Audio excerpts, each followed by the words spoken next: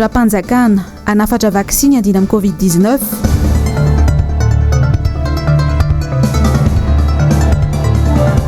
Fananganana kianja masoandro tsy malala fomba ny fitondram-panjakana hoy ny taranak'andriny.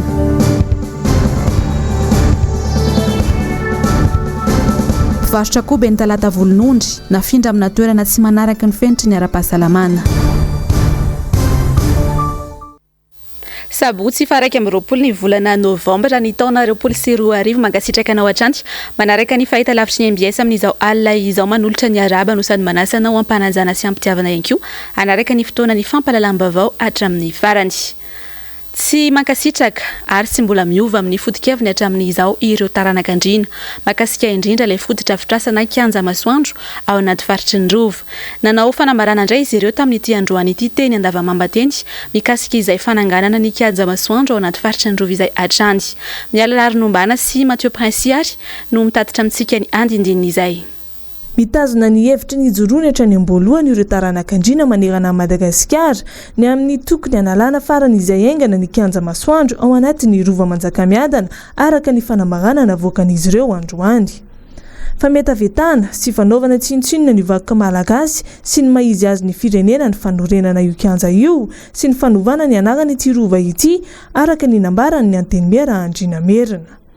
Maro no tsy mankasitraka ity fanovana izay tsy nangalana akory ny hevitra ireo antoko na fikambanana maro teto amin'ny firenena ity saingy nataon'ny fitondram-panjakana fialana bala ny filazana fa efa nikasa hikitika io Rova io ny mpanjaka tamin'izany fotoana izany ka izao no tanterahan'izy ireo izao. Nitsipaka hatramin'ny farany izany filazana izany ny taranak'andrina. Tsy malala fomba ny olona fitondrana. Alors bangona am'izay teny zay tsy malala fomba raha ankizy tsy malala fomba bedesina dia atao torony ankizy ve izy dia bedesina tsy menatra fanjarany no mitsara tena satria tsy nandeha ara-pomba ny zavatra nataony teny fa natao atsokosoko io resaka Rova io nge zavatra tsotra tsy tokony isy adihevitra be io fa zany atao hoe vakoka zany tsy mahazo anasorana tsy mahazo anampiana. Dia am'izay le olona rehefa tonga mandeha mijery anaty Rova dia tena hitany hoe zao ny fiainan'le mpanjaka tsy nisy zao vidéo zao tsy nisy ascenseur ny zava-doza mety hitranga ao raha hoe tsy misy toerana toilette na hoe gabone fiatsotsika azy ovana zany misotaovina malagasy zay le fametavetana ny fomba izay no toerinay fa ny fanamboarany Rova nge na natao araka ny fitentsika copier-coller tsy olana ary tokony natao copier-coller azo entineny amin'izay fotoana izay ny taranaka malagasy dia miteny hoe zao fomba fiainan'ny mpanjaka taloha dia zavatra ny ainany tao no tokony ho hitao fa tsisy zavatra ampiana tsisy zavatra nasorana. Colisée tsy tokony isy eo dia sory io colisée io zay dia miteny an'izany fa na oviana tsy maintsy afaka io colisée io na tsy amin'ny fitondrany ty ary tsy maintsy afaka io mino zay fa zay mpitondra manaraka eo dia anaka an'izany fa na ny resaka fantatsika ny ambony eny ange miotsaka ny tany rehefa avy ny orana fa etrehatra zany raha misy orambe miotsaka eto maina tapoka ny tany dia tsy fantaka nge mety hiotsaka io colisée io zany ka fantatra. Na ho ela na ho aingana dia nambaran'ireo taranak'andrina fa tokony ary tsy maintsy miala ao anaty Rova io kianja masoandro io fady ary famonona ny asin'ny tany sy ny Rova ny nanaovana izany. Efa betsaka ny zavatra notenenina sy nambara ny rehetra momba ny amin'ny fananganana ny Covid io kanefa moa ao anatin'ny fotoana zay nateritery be atsika tsy nafahantsika nietsika no nitsokotsoky tao izy io asa inona moa no antony zay ngamba ny verina fa mahamety azy efa niteny sy efa nanambara fa tsy mety io zavatra io dia mbola mikiry ihany zareo nietsika ho atao dia tsy ho azo faritana dia zao hoe zao na izao fa ny taranak'arina kosa dia milaza manambara amin'ny fomba tena entitra fa tsy hipetrapotsiny amin'ny zavatra ohatran'izao ary amin'ny fotoana zay tokony anaovana sy mahamety azy ny fantatry ny rehetra eny ihany ny zavatra ho atao amin'ny fanesorana an'io colisée io sy tena heverina fa tena fanaovana zinona mihitsy efa ohatra moa ka miziriziry izy fa dia hoe iolo evereo fa mety foana ny mpitondra mandalo fa io mipetraka foana zay mandimby ao manitsy tsy maintsy manitsy zay zavatra atao ny taranak'andriana dia hiteny foana ho amin'izay rehetra mandalo sy mandimby ao manao hoe mba hititsy hoe amboary ty ananovy ny corrigé moa zany a dia efa hoe sorona io tsy maintsy miala io. Nambaran'ireto taranak'andriana ireto fa iray feo hatrany izy ireo amin'ny fitakiana tsy misy fepetra ny analana io kianja masoandro io. Fa miariary toy ny vaiakandrina tokoa amin'izao ny fanaovana tsinotsinona ny mponina Antananarivo dila ihany mantsy ny fotoana saingy tsy mbola misy mijery any hatramin'izao ny fahampitehan'ny lalana eto Antananarivo renivohitra raha tsy ilaza fotsiny etsy 67 hectares. Nanao fanadihadiana makasika izay teny an-toerana ary Miradora Benjamina sy Andry Rakotomalala.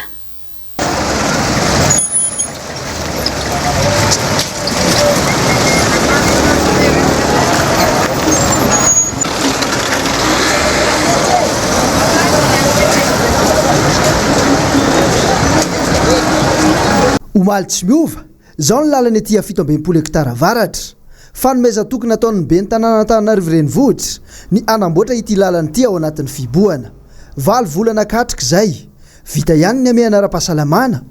miaina ny fiainana andavanandro ny olon-drehetra. Miasa tokoa ve le ben'ny tanàna? Zany efa tena ela be mihitsy simbe. Efa tsisy fanamboarana mihitsy efa tena ela mihitsy. Ny manam-panantenana FITONDRAM-PANJAKANA hoe atao tamin'izany izy nandalo teto. Dia amin'izao tsy vita fa ny tokony eritreritra ihany izy zany. Ly zany lasa misy vovoka be ato an-trano dia lasa nazaza raha lasa ohatry mikokoa gabe mihitsy. Tsy mety mihitsy zany izy tokony amboarina mihitsy nefa zay nampanantenanay. Volana teo confinement tsy namboarina lalana zao ty efa miasa zay vao mando manimba automobile manapaka leso ny entretien tsisy azo alalany amin'ny embouteillage. Tena malotra ny mba vohatra. Lalana ety aminay zao tena efa 4 volana io zao lavaka be dia rehefa ho avy zany fa farasa dia aizany alehan'ny tomobile ety aminay. Dibo-trano be mihitsy ety dia maty daholo zay moto mandalo ety aminay tomobile. Tsisy lalana rano voaka tsony ety aminay. Efa zary lasa foto-tsakafon'ny mponina Antananarivo ny toko fitaka. Na tsy ahazo valy ny mahafapo aza dia mitaraina ihany satria manana didy amin'ny maha-olom-pirenena. Efa impirnalaina sary moa ty lalana ity. Efa nisy olona telo zay nakasary ity mbola tsy hitako hatramin'izao. Ny mpanjakana be mba mijerena ety ambany tanàna madinika ty mba jere zahay. Tena potika be misy le lalana tena tsisy fanamboarana misy. Saika hoe ahoana no anina fa araka mifahainana azy aloha zay zany mba mifidy hoe mba mitovy couleur amin'le fitondrana nefa tena tsy lasa misy. Nefa totra ny vomaika tsy vita le lalana. Moa izy lalana ratsy fa tsy vamboatra tsy ako niny dika tsy agnamboarana anazy fa dia tsy fantako aloha taminay izy ratsy mba tiako hoe mangataka fanamboarana. Manimba fiara, manimba zavatra rehetrarehetra na moto na inona manimba zavatra rehetrarehetra olo. Ndoalika ny rano dia sahirana zay satria mipiritika be le rano ambany loalika le rano amin'ny arabe dia mba mangataka amin'ny FITONDRAM-PANJAKANA mba amboarina lalana aty amin'ny 67 hectara avaratra fa tena mizaly fadiran-ovana izay mpivarotra. Nandritry ny 3 taona ty dalo ty mbola sisy mpangady mba mangataka reto mba amboarina lalana eo ty fa tena mizaly zay. Fa iarany tsindry azo lena amin'izao ny mpivarotra KOBA sy mpivarotra sosisy eny tanatan'ny volonondry eny. Terena ifindra mantsy ireo mpivarotra ireo nefa ny toerana amindrana azy tsy manaraka ny fenitra ara-pahasalamana. Mitatitra amintsika ny andindininy izay ary nambiny Sovelo Sitraka sy Tahiriny Aina. Raikitra ny disadisa eo amin'ny ben'ny tanàna ny Talatavolonondry sy ny fikambanan'ny mpivarotra KOBA. Herinandro zay no nandray fanapahan-kevitra ny mpitantana ny tanàna nanala sy namindra toerana ireo mpivarotra KOBA sosisy ao amin'ny komina ambanivohitra Talatavolonondry. Nitaraina ireo mpivarotra fa tsy manaraka amin'ny fenitra ara-pahasalamana ny toerana namindrana azy ireo ao an-tampon-tanàna tsy misy mpanjifa ny varotra. Rehefa nafindra tany an-tampon-tsena dia tsy arakaraka izay mifanarahana tamin'ny komina fotsiny komina hoe atao ny foto-drafitrasa dia vita tsara ao an-tsena dia miakatra ao nareo tsy nandà zahay fa kosa tampotampoka be tamin'io vestiturana mairie io dia nasorona tampoka zahay ary napetraka tery amin'ny vovoka be.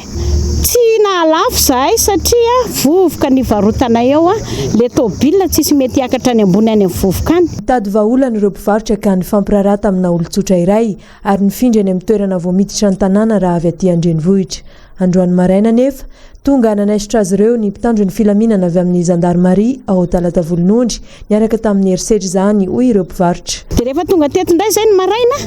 tonga indray le be any zandarma ao Talatavolonondry nandrahoana anay sy nakamono an'ilay zanakay satria raha ny teny izay hoe alao mbo hitady vola ozy ilay zanakay dia ozy izy hoe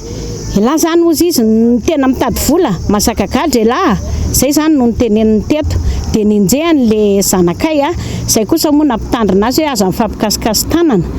dia rehefa hitany tena safoka izay dia niala izy. Zay zany ny etahitanay raha tsy voavahan'ny commune ao anatin'ny herinandro ty dia hitokony izay hitondra pancarte hoentinay daholo ny koban'ny sosisinay eo amin'ny vavahadin'ny commune mihitsy eo amin'ny devan'ny commune tsy haly eo izay raha tsy voahany ny olanay satria izay tena maty refina ny zanakay mila mihinan-kanina vola tsy misy izay aty anatin'ny maintsoatra izao. Araka ny loharanom-baovao efa nisy fifampiresahany mbetsaka teo amin'ny commune sy ny mpivarotra koba saingy tsy nisy hevitra niarahana napaka. Etsy andaniny raha nanontaniana ny avy amin'ny commune dia nilaza fa ho fanalefahana ny fitohanan'ny fifamoivoizana vokatry ny fisian'ireo mpivarotra ao Tapitanana no nandraisana izao fanapakevitra izao andrasana ny toy ny toedraha raha. Fa eo amin'ny pejy fahasalamana kosa indray dia ao anatin'ny vanim-potoana mampirongatra ny pesta isika eto Madagasikara amin'izao fotoana izao. Vitsy ny tranga sy ny tapa-hafatesana raha tamin'ity taona ity araka ny nambarany teo anivon'ny FIB misahana ny andro maso ara-pahasalamana ny aretina sy ny valanaretina na ihany koa ny DVSSER tesy Mahamasina androany. Mitatitra amintsika ny andindininy izay ary mialala nombana sy Mathieu Prince. Mbola varina miady amin'ilay valanaretina Covid-19 ny olona ka manadiny fa ao anatin'ny vanim-potoana mampirongatra amin'ny valanaretina pesta isika amin'izao fotoana izao.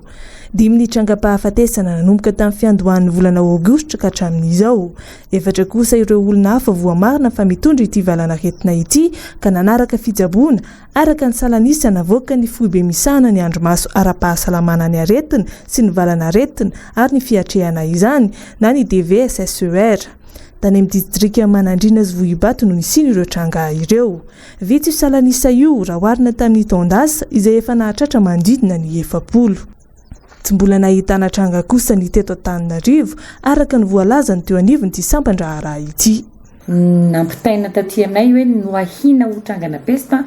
dia miisa teo amin'ny 700. Fa tao anatin'izay 700 izay dia anankisivy ihany no voamarina fa pesta. Fa io dia tsara marina fa reo 5 maty reo zany ataontsika efatra ny tena voamarina ray ahihina ho pesta dia tsy tany amin'ny tompom-pahasalamana fa olona tany anaty ala dia tany amin'ny fiarahamonina. Mitovy zany le antony nafatany lelo hoe marary ihany izy dia tsy hay izay ataony ihany mety mbola tsabony manao dokotera tena ao izy na mandeha ary amin'ny ina moa le pitaiza gadarabe dia rehefa reraka avany izy dia ny sasa moa maty tany mihitsy fa tsy nandalo tsy nakany amin'ny tompom-pahasalamana akory lavitra koa le lalana dia tonga amin'ny hopitaly izy dia maty. Azo tsaboana tsara ary mamepona ny fanafody ahafahana manasitrana ity valanaretina ity. Misy ihany koa anefa ny fisorohana maro azo atao mba tsy hampirongatra izany. Ny fahadiovana ny ady amin'ny parasy indrindrandrindra satria ny parasy ny tena mahatonga le pesta bibonika sy ny ady amin'ny voalavo. Ny ady amin'ny voalavo mazava ho azy dia le fahadiovan'ny tanàna tsy hiakatra ny tanàna izy sy mivokatra sy indrindrandrindra ny doro-tanety. Zay zany ny tena hoe atao ahetanina ny olona dia entanina koa ny vahoaka zany hoe raha sanatry satria misy voalavo maty pesta tokoa dia mifindra tsinahany amin'ny olona amin'ny alalan'le parasy dia rehefa maty pesta ny voalavo dia mety hita maty eny ananana eny dia iny le mamindra satria mipitika le parasy dia ampianarina izy ahoana ny fiadivana ny voalavo ahoana ny fiadivana ny parasy ahoana ny fatao rehefa hamono voalavo satria tsara tsy vonovonoana amin'izao le mampiasa tota zany fa samborina velona. Manomboka ny volana Aogositra ka hatramin'ny volana Aprily no vanim-potoana tena mampirongatra ity valanaretina pesta ity. Mety ahitana tranga mandava-taona ihany koa anefa izany araka ny voalaza hatrany. Eo amin'ny pejy ny fanatanjahantena kosa indray ary dia azo lazaina fa manana ny anjara toerany ny ekipa pirenena ny Barea any Madagasikara amin'izao taoriany lalao miverina ny fanandrinany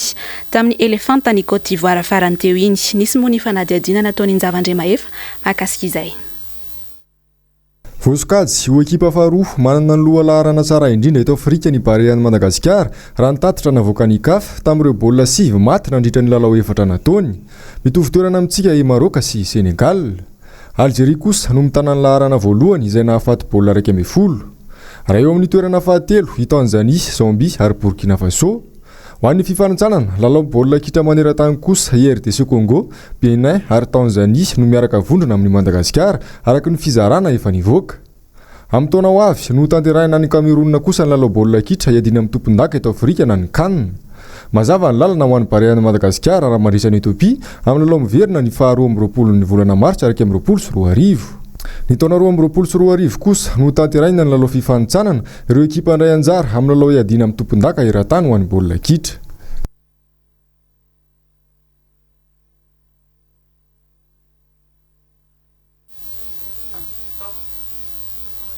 Eo amin'ny vavaony maresaka iraisam-pirenena kosa indray dia ankoatran'ny États-Unis dia ireo firenena Europeana no hanafatra sy anely voalohany ny vaksiny fanefitry ny Covid-19. I Espaina sy Allemagne ary Italia lohatreto no efa fantatra fa hanafatra izay vaksiny fanefitry ny Covid-19 izay manomboka ny fiandohany taona 2022 na minsovely sitraka tahiry ny aina. Mikasa ny amoaka sahady ny vaksiny fanefitry ny Covid-19 eny amin'ireo toeram-pivarotam-panafody ry zareo any États-Unis ny volana Desambra ho avy izao raha nambarandreo mpikarika sy teknisiana amin'ny laboratoara any an-toerana. Tsy maintsy mangataka fahazon-dalana eo anivon'ny manam-pahefana any Washington nefa izy ireo mialohan'izany. Ho an'ny firaisambe Europeana dia nitapaky ny volana Desambra no mety hamoana izany raha ny loharanom-baovao ka i Espaina sy Allemagne no mikendry ny lohalaharana eo amin'ny fanafarana ireo vaksiny ireo. Nanambara ny Praiminisitra Espanyol fa efa hatramin'ny volana Septambra izy ireo no nandray fanapahan-kevitra ny amin'ny fanafarana ny vaksiny iadina amin'ny coronavirus ka anelizany arak'izay tratra manerana ny Espaina sy ireo faritany manodidina azy. Iezahano tsy maintsy tonga any amin'ny vaksiny mandritra ny 3 volana voalohan'ny taona 2022.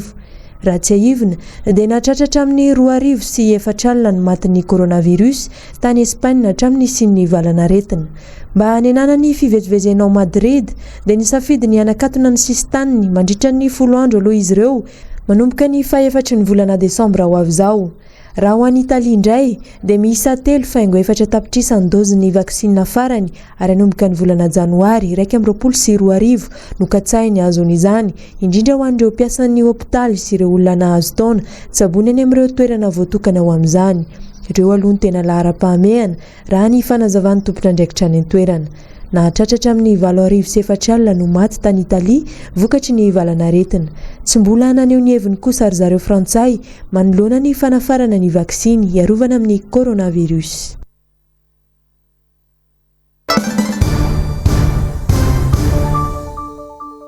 Araky ny faingo efa narahantsika teo iny dia ny pejy ny politika indray no anohizantsika ny vaovao manomboka eto. Isan'ny nanaitra ny maro ny filazan'ny ministry ny vola omaly nambara mantsy fa ho fitsinjovana ny vahoaka malagasy no antony nampiakarana ny teti-bola-panjakana ho an'ny taona 2022. Nisy indrindra ny fanadihadiana nataony Germain Menjanahary sy tahiry ny aina makasika izay.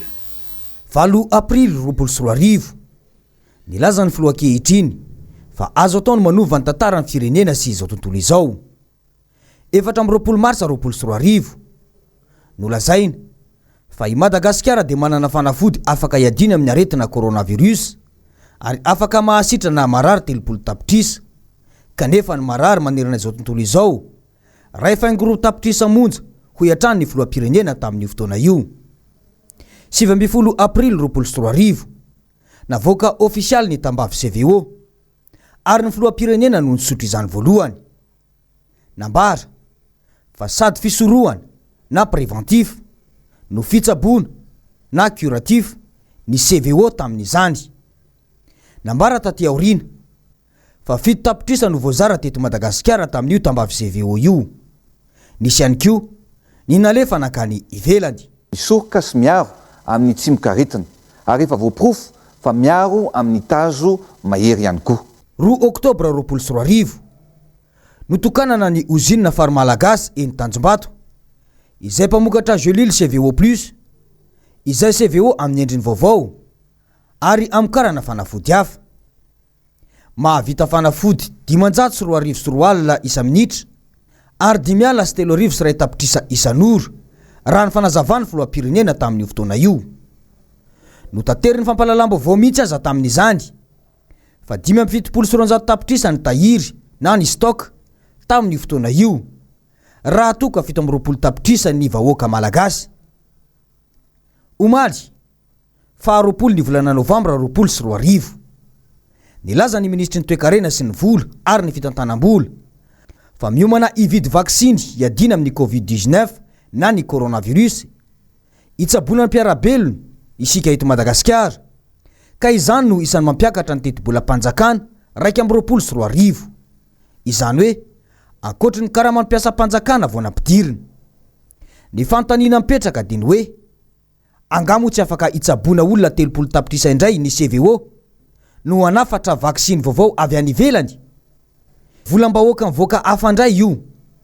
kanefa dia efa nandaniana vola be ny nanaovana ny CVO sy ny CVO plus izay mbola tsy fantatra mazava ny vola lany tamin'izany hatramin'izao ka boraraka tanteraka ny fitantanana ny volam-bahoaka eto Madagasikara amin'izao fotoana izao ka izay mahafinaritra sy mahady avolana ny sain'ny mpitondra no andaniny azy ny rara écran plat teny amin'ny CCO ny vola ny ividianana bonbon sucette dia io indray ny vola izay lazaina fa ividianana vaksiny sy anafarana vaksiny avy any ivelany raha oviana vao tonga saina ny vahoaka fa mahazo vahana amin'izao ny fanaovana tsinotsinona ireo olom-boafidy eny fotony tato ato izay ataona olona akaiky ny fitondram-panjakana isan'ny lasibatra izany ny ben'ny tanàna ao amin'ny komina Akadinandriana amin'izao fotoana izao mitatitra amintsika ny andindinin'izay ary tahiry ny aina sy Mishamano menjanahary hatrany lokaloka mafy nataon'ny filohan'ny repoblika tamin'ny fampelezan-keviny ny fametrahana ny fitsinjaram-pahefana na ny décentralisation effective eto amin'ny firenena nambarany mihitsy aza fa tsy hanavahany antoko ny fametrahana ny fampandrosoana amin'ireo komuna rehetra manerana ny Madagasikara hoy mantsy ny nambarany ny 12 ny volana Desambra 2024 za dia milaza fa ny ben'ny tanàna rehetrarehetra ampitomboko avy telo eny na ifatrenya mivaingana ny subvention omena amin'ny ben'ny tanàna rehetrarehetra manerana ny Madagasikara izany tokoa ve no zava-misy fampanantenana pokaty io filazana io hatramin'izao betsaka ireo komuna no menomenona amin'ny tsy fahazahoana fanampiana arabola avy amin'ny fitondram-panjakana fohibe ny ben'ny tanàna ny tompon'ny fanapahan-kevitra iray amin'ny komuna izy ireo ilay antsoina hoe maître de la ville komuna Akadinandriana misy ny fotodrafitrasa ataon'ny fanjakana saingy tsy nahafantatra ny fisian'izany tao an-toerana akory ny ben'ny tanàna noho ny tsy fampahafantarany ny fitondram-panjakana azy misy ny fotodrafitrasa madinika izay samy teti-bolan'ny komina ny fanatsarana no fotodrafitrasa efa somary simba fa misy ny fotodrafitrasa vaventy izay avy amin'ny ministera dia izy ireny misy fananganana ny sekoly manara-penitra zao eto amin'ny komina Akadinandriana eto amin'ny Fokotany eto amin'ny komina fa tsy mandalo amin'ny komina mihitsy zany misy fampahafantarana hoe misy fotodrafitrasa ao Atsangana eto na mba misy miteny aty amin'ny komina makasika ny fandravahana ireo tranotranainy tao amin'ny EPP sy fananganana ny fotodrafitrasa io dia tsy misy fampilazana misy tompoko taty amin'ny komina ny taratasy voaraiko zany taty am-pelantanako zany dia nisy tatitra fotsiny nataon'ny talehan'ny EPP teto Akadinandriana hoe isy fananganana zany EPP manara-penitra zany eto ka horavana ilay tranotranainy dia izay fotsiny zany fa tsy fantatra mihitsy ny vinisy sy ny momba azy ray manontolo tahaka izany foana ve no hitantanana ity firenena ity aiza ny fanomezam-boninahitra io ben'ny tanàna io ataon'ny fanjakana izao fihetsika izao mantsy dia pirofo mitohoka amin'ny tendany ny fanaovana tsy misy dikany ireo olom-boafidy eny ifotony fa anatin'ny fotoanany fampelezakevitra isika amin'izao fotoana izao amin'ny fifidianana loholona izay ho tanterahina ny faraiky ambin'ny folo ny volana desambra izao fa manao ahoana tokoa ary ny fahitany olona izany vanim-potoana izany dia eo arahantsika ato anatin'ny ity fanadiadiana ity ary ny hevitrireo olona sendra ny Miradora Benjamina sy Andra Rakotomalaala. Tena tsy mahafantatra mihitsy amin'izao misy propagande na ny olo-pirenena namako sy ny olona mifanerasera amin'aro zao tsy mahafantatra an'izany eda be ny tsy mahafantatra ary mahoana fiheveranao an'izany hoe resaka fifidianana izany ary fantatra hoe izy fifidianana atoato aloha izy fifidianana fa ny propagande mbola tsy fantatra mihitsy hoe mifa misy amin'izao anaty propagande tsika zao ty propagande ino ma zao tsy propagande tsy fantatra hoe misy propagande zao na iny sambakona regny zegny izy io ny haiko farany teo fogna hoe propagande ny maire ben'ny tanàna fa tsy karaha ataoko aloha za fa tsy pour regny loatra zao amizao karaha ataoko aloha za tsy de lina amin'ilay izy ny tegna marigny tsy mahafantatra nefa ny amin'ny citoyen anazy zao tokony ho fantatra hoe misy propagande eto amin'ny firenena nefa le izy ako tsy fantatra hoe misy fantatra hoe izy fifidianana tena tsy fantatra tena tsy mahafantatra an'izany ako zao fa propagande momba ninona moa zany azafady tena tsy mahafantatra hoe misy fifidianana mihitsy aloha hatramin'izao hoe fa ny tena mahaliana ny olona aloha hatramin'izao tele hoe niala tamin'iny confinement iny dia niteraka crise zava-doza be mihitsy vidim-piainana zao tena miakatra be amboary aloha ny fiainam-bahoaka dia manaraka izany fifidianana izany hevitr'ireo olona sendranay reny momba ny resaka propagandena loholona izay efa nanomboka 3 andro zao ekena hoe mpifidy vaventy no hifidy ireo loholona akoatra raha hotendren'ny filohan'ny repoblika saingy everina hoe tokony ho zava-dehibe amin'ny olo-pirenena ny maharaka ny raharam-pirenena manana ny lahara-pamehany vahoaka raha ny hita tsapa ihany koa hoe tofoka sy leo politika ny politika ny kibo no imason'ny maro misy propagande na loholona zany moa zany le fifidianana le crise amin'ny fanjakana amin'izao fotoana zao atao nefa fifidianana tsy dia intéressant ary zavatra tsisy ifandraisany amin'ny social-mbahoaka sy ny rehetrarehetra zany le izy satria le izy zavatra efa mifanohatra be amin'le intérêt-n'le fanjakana zao ny eritreritra ny anafoana n'le Sénat nefa zao ndray izy zao no mikiry anao n'le fifidianana loholona zany io koa moa zany efa ny ireo mpanao politika maro anisy ireo zany zao ny mpanohatra moa zany tena tiako tenena efa tsy manaiky an'io nefa izy moa zany mikiry anao an'le izy ary le izy ny presque amin'le izy moa candidat mpanjakana daholo no milatsaka ao raha mifahalalako zao ta ohatrany hoe IRD sy MMM ihany no ao anatiny io zany hoe izy samy izy eo ihany zany moa le izy tsy dia intéressant loatra aloha le izy na vahoaka rehetra angamba sura fa tsy dia intéressé amin'io daholo satria tsisy ifandraisany amin'ny social le izy fa hoe raha aman-dreny hoe misy propagande tsika amin'izao fantatra hoe misy amin'izao aloha zavatra drala etaketranao ambony any no mifidy ino moa fata mivahoaka amintsika amin'izay tsy dia mahaliana azy oko zavatra ady samy lehibe izy dia ohatsy manelinkelina amin'ny finanantsika fotsiny dia ohatra sisika olana ny 7 novambra hatramin'ny 9 desambra ny daty anatanterahana ny propagandy amina fifidianana mampisarabazana sy tsy andraisany rehetra anjary io fa raha mafana andrasana eny amin'ny antenimieram-pirenena amin'izao ny momba ireo ministra hiakatra haute cour de justice mizara ihany moa ny hevitrireo solomavam-bahoaka mahakasika izay manana ny ambarany ny solomavam-bahoaka voafidy tao amin'ny distrika ny Betroka araka ity fanadiadiana nataony Miradora Benjamina sy Andra Rakotomalaala ity ministra efatra ny tanandraikitra tamin'ny fitondrana teo aloha no hiakatra eny amin'ny haute cour de justice atoato saika ministra HVM ny akamaroany raha ny vaovao miparitaka amin'ny mpanao politika maro dia karazana valifaty politika ihany no ao ambadika io fanenjehana io ka io tenen'ny baiboly hoe aoka izay tsy mpanota aminareo tora-bato ny fitondrana amin'izao fotoana zao tsy ilaza fa hoe madio daholo ny olona miaraka amin'io ambarako anao fa zay nge mahita zavatra ty ambadika ty zany raha tsy agnatin'ny fitondrany marobe le ministre manao infraction zany nefa soain'ny filoam-pirenena zavatra zany dia miala koa zareo maray dia hanao koa zany zahay manao lista koa dia hoe reto koa tokony enjehana satria manana zavatra vetivety ahitavanao ministra manana hotely goavana be tapitapika io any Sainte Marie manana V8 vaovao ny ministra sasasasany manangana tragno odira tapitapika eo 5 taona ka anao zay foana ve ty ka za zany manimba image nyty firenena ty satria lasikaketrena fisarana ny firenena raha ohatra ka hoe zay pitora zay fandimidimy hoe dia hagnentsika ohatran'izay foana ve dia ho aiza ho avin'ity firenena ty mampisy virisy ny firenena zavatra salamy zany Tsara fantasika fa Madagasikara nge sy an'olo tokana izy ty fa anvoaka Malagasy manontolo e. Zay zany tokony hakalesina ny mpanapolitika zay manana fahefana.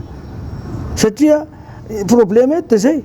misy afaka ilaza ny filoha Andry Rajoelina amin'ny zavatra zao fa madio daholo ny ministre ao amin'ny ao. Tsy ilamina mihitsy ny firenena raha zay fitondrana miakatra eo dia manenjika ny teo alohany. Tsy ilamina mihitsy ny firenena raha miseho mahavita tena ny mpitondra amin'izao ka tsy mijery ny hevitr'ireo mpanohatra.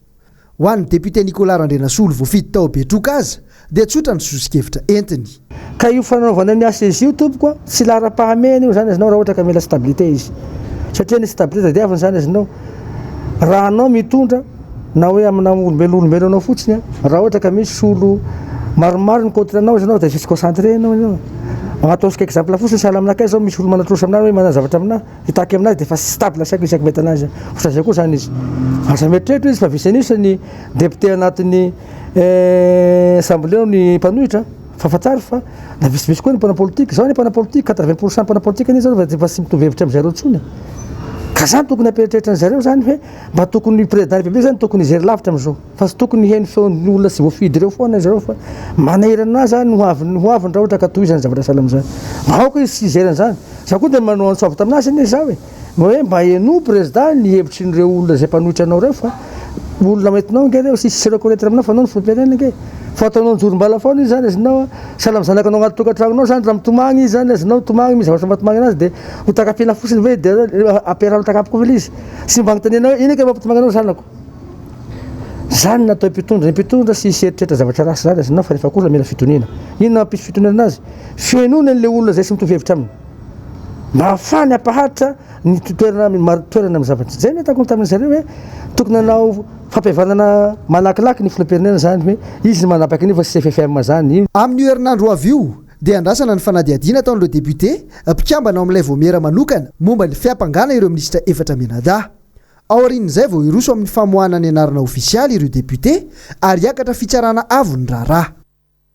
Fa miazakazaka mafy amin'izao ny fitondram-panjakana amin'ny fanaovana sekoly manara-penitra. Tena mamaly marina ny etaeta ny fanabeazana eto Madagasikara ve izy ireny sa tokony misy asa hafa aloha atao alohan'izy ireny.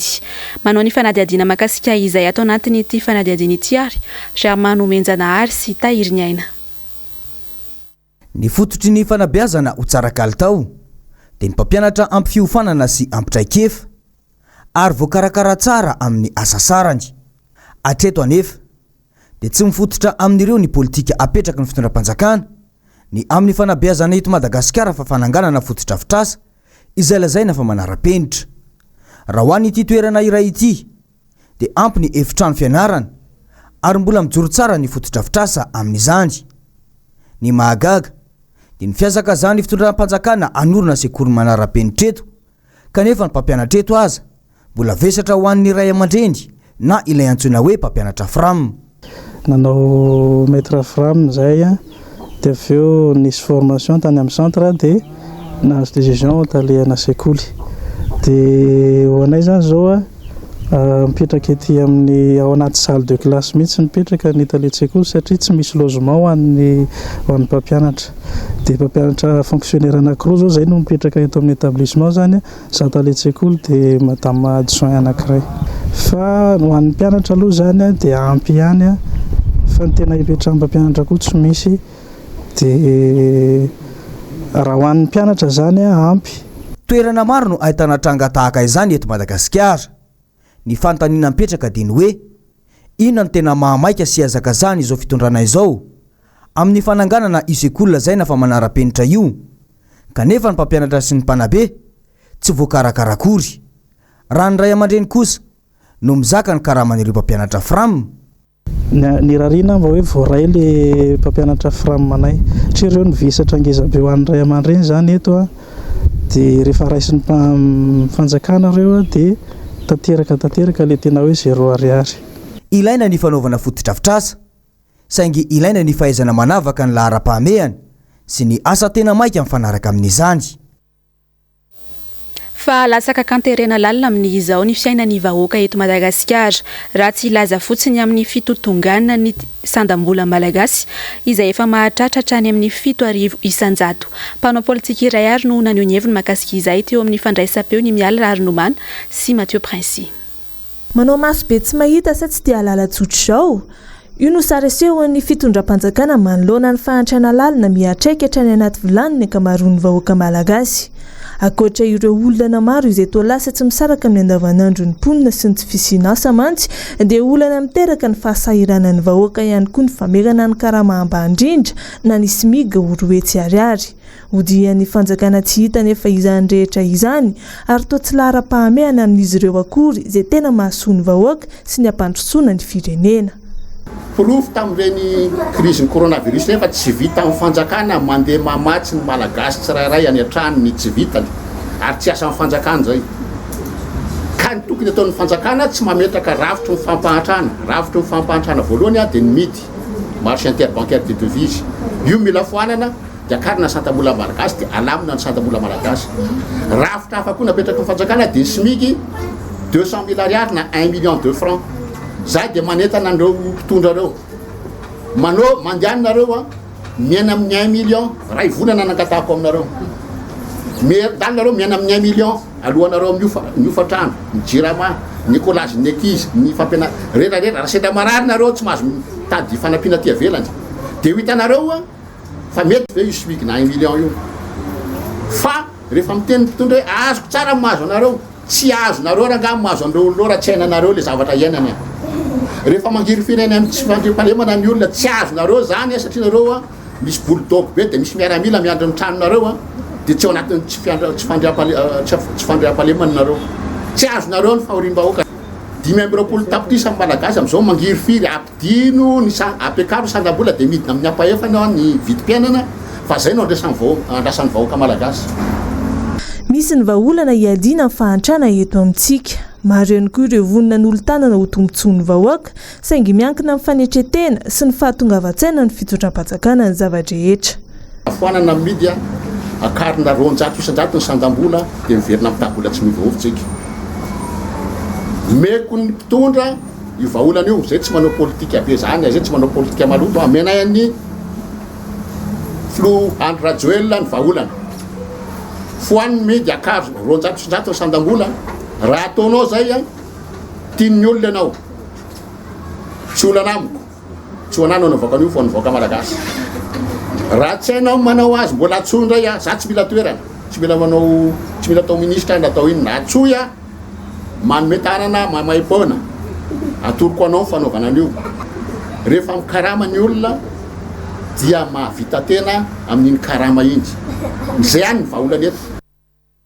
fandeha somary iverenantsika kely indray ny vaovao mahakasika ny fifidianana loholona sy ny fampelezan-kevitra satria dia nanomboka ny 7 ny volana novambra teo ny fampelezan-kevitra ho an'ny loholona eto Madagasikara efa hita miariary sady amin'izao ny tsy fanarahan-dalàna amin'ny fanatanterahana izay fifidianana izay na eo amin'ny lafiny araboly izany na eo amin'ny paikady samihafa efa voahomana hatrany amin'ny fifidianana ben'ny tanàna sy mpanolotsaina nambiny sovelo sitraka sy tahiriny aina efatrany ampikononkononana ny fifidianana loholona no hitany tsy fahatomombana ny fomba entin'ny fitondrana ankehitriny miatrika izany eo koa ireo paikady politika mikasika ny resaka doublon izay efa hita taratra fa entina azona seza mandritra ity fifidianana ho avy ity efa maty-paika sy vita lamina avokoa ny fanatanterahana ny fifidianana arak'izany ny ariary tanteraka moa ny teo amin'ny resaka fitantanam-bola ka natao ho alaolana ny kerenan'izao ireo vahoaka tany atsimo tsy misy anefa ny mangarahara ary ho an'ny avaram-patana ihany ny tombontsoa rehetra tsy feno ny fepetra voalaza ny lalam-pandrenana ary tsy feno ny fepetra voalaza ny lalàna fehizoro ary ireo lalàna anankiroa ireo raha atambatra dia midika hoe zay efa nanaovan'ny ACC na ny fitsarana mbola lalam-pandrenana fanambarana fa tsy maintsy tokony irosony ny régime zany hoe fanjakana mitondra amin'izao fotoana izao ny fanatanterahana ireo pitsopitsony fanaovana ny communal sy ny municipal mbola tsy vita ny fiandrasana ny didim-pitsarana mikasika ny vokatra natao tamin'ny fifidianana mera sy ny conseiller municipal sy communal ary ireny dia mbola misy tsy mivoaka ireny raha ny fiarahamonina ara-politika dia tokony ho tafiditra ao avokoa na ny mpiandany amin'ny fitondrana na ny mpanohitra rafitra mbola tsy voady zany eto amintsika manamafy ny voarakitry ny lalàna mifehy ny mpanohitra andininy fa 2.4 tsipika 3.10 fa manana anjara andraikitra eo amin'ny fitondrana ny mpanohitra na eo amin'ny tolo-kevitra zany na eo amin'ny fahalalahana maneho hevitra ny volam-panjakana ngetsy hoe volan'ny régime rehefa tsy manaraka anay nareo dia tsy omenay fanampiana fa nga moa anareo ny volam-panjakana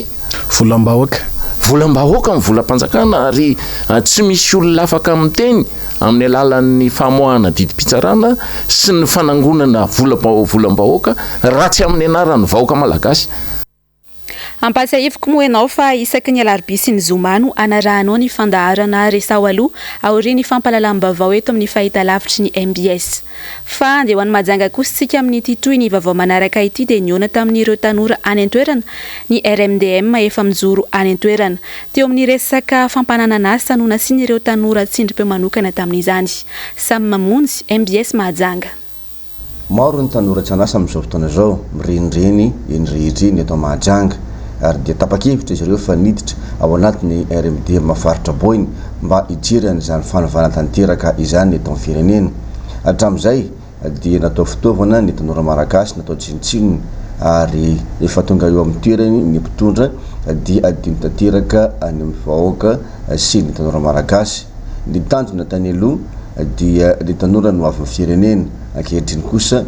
dia ny tanora dia tsy tapoboaka mihitsy eo amin'ny sehatry ny fampandrosoana indrindra moa fa eo amin'ny sehatry ny tsy fananana asa. Nanambara ireo tanora reto teto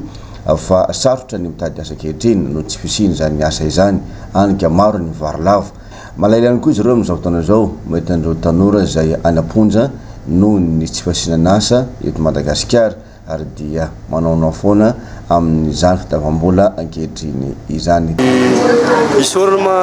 ireo présidentny Rodobe Mpanotra nampanatsanay tanora eto Mahajanga za miteny zao ma solotena anisan'ny solotenan'ny tanora eto Mahajanga nanajaka an'izao fionana zao fa izahay eto Mahajanga surtout tanora dia matsiaro voan-tsindy azo lena fampanantenana tsy voatafita zany ary mahita zay fa fitaka zavatra nahazo anay apita aminareo mpitondra fanakana ty avatra ty fa zay zany mahatsaro ny tsinjazo lena eto Mahajanga fa mila mangataka zay mba misy création d'emploi zany alefanareo aminay aty surtout eto Mahajanga dia mahatsaro zay fa voan-tsindy azo lena be mihitsy izo tsy jerena akaiky amin'ny gymnase Mahajanga ny tanàna fanaovany ankizy kely sport zao aiza zao anaovany an'ilay ankizy kely sport amizao tsy hita zany le sady fotodrafitrasa mbola tsy mety manomboka amizao. Tapitra ihany koa ny fampahalalam-baovao ny MBS tamin'izao alina izao mankasitraka anao nanaraka izany hatramin'ny farany. Mametraka ny veloma mandrapitafa tompo kilasy tompoko vavy mame fotoananao indray ny sampana fampahalalam-baovao ny MBS amin'ny alatsinainy.